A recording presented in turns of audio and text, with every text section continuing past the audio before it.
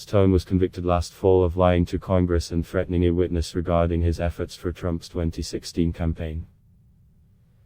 His sentencing is the culmination of an intense week that provoked Twitter fury from Trump and a reckoning within the Justice Department, leading a prosecutor to declare Thursday, "This prosecution is righteous."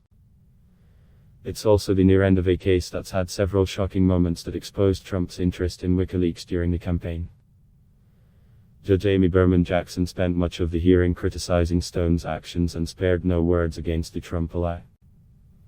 At his core, Mr. Stone is an insecure person who craves and recklessly pursues attention, she said before issuing her sentence, which also includes 2 years of probation. Stone's actions led to an inaccurate, incorrect and incomplete report from the House on Russia, WikiLeaks and the Trump campaign, Jackson told the court. She also said she believed Stone's threats to witness Randy Credico deserved a stronger sentence. Stone also potentially threatened her on social media, the judge said.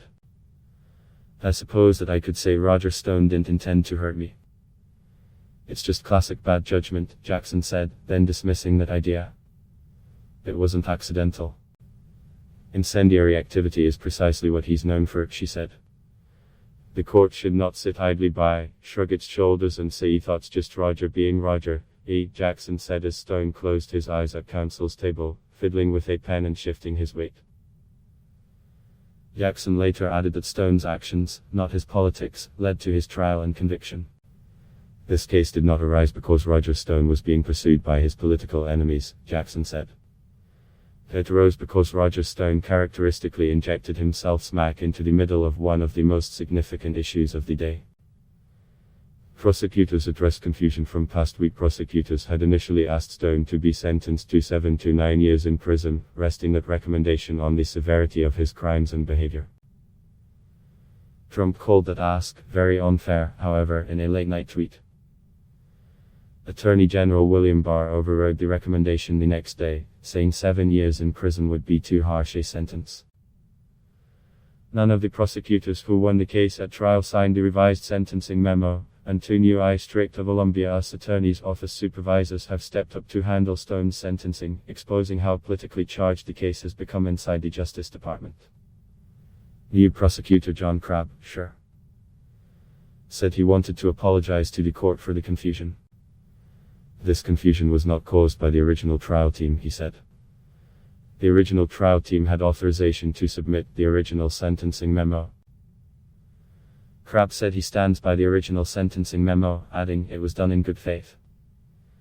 "The Justice Department and U.S. Attorney's Office operate, without fear, favor or political influence," Crabb added. "This prosecution is righteous. The court should impose a substantial period of incarceration," Crabb added.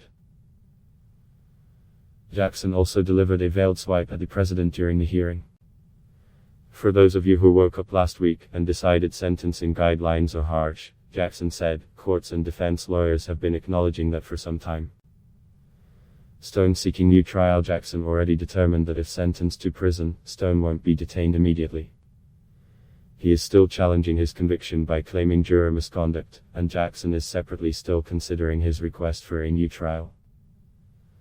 Stone's attorney, Seth Ginsburg, acknowledging that his client is known for his flamboyancy, asked the judge to go easy on him. Given Mr. Stone's larger-than-life persona, it's particularly important to remind the court that Stone isn't just a public persona, he's a real human being, he said. Jackson, an appointee of President Barack Obama, has developed a reputation for being a thorough judge, especially in handling cases from special counsel Robert Mueller's investigation. She is likely to revisit the highlights of Stone's time in court and may address the most recent prosecutor debacle. Previously, she sentenced former Trump campaign chairman Paul Manafort to prison for conspiracy and witness tampering crimes, and his deputy Gates to 45 days in prison for lying to investigators and conspiracy with Manafort. Mueller investigation. In many ways, Stone's case had come to define Mueller's investigation.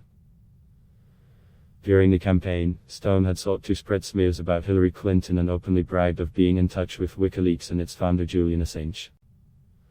Congress called him to testify, and he covered up discussions he had with Trump campaign officials about trying to reach Assange and efforts he made to use another associate of his as a WikiLeaks liaison. Prosecutors said he lied about his efforts in order to protect the president. When he was indicted in January 2019, CNN filmed a team of armed FBI agents swarming Stone's Florida home, arresting him before dawn. It was the last set of criminal charges Mueller filed before he ended his investigation. Awaiting trial, Stone amplified conspiracy theories about the Russia investigation on his social media accounts. Jackson then sharply restricted his social media use and ordered him not to speak publicly about his case, the Mueller investigation and the court. He went to trial in November and was convicted on 7 counts, telling Congress 5 lies, obstructing lawmakers from reviewing documents and threatening Credico to pressure him to lie to Congress so as not to expose Stone. Credico and former top Trump campaign officials Rick Gates and Steve Bannon testified against Stone at trial, with Gates revealing he witnessed a conversation between Trump and Stone where the then presidential candidate saying he expected more releases of information. Democrats in the US House have since zeroed in on this testimony as contradictory to what Trump answered in written questions for the Mueller investigation. This story is breaking and will be updated.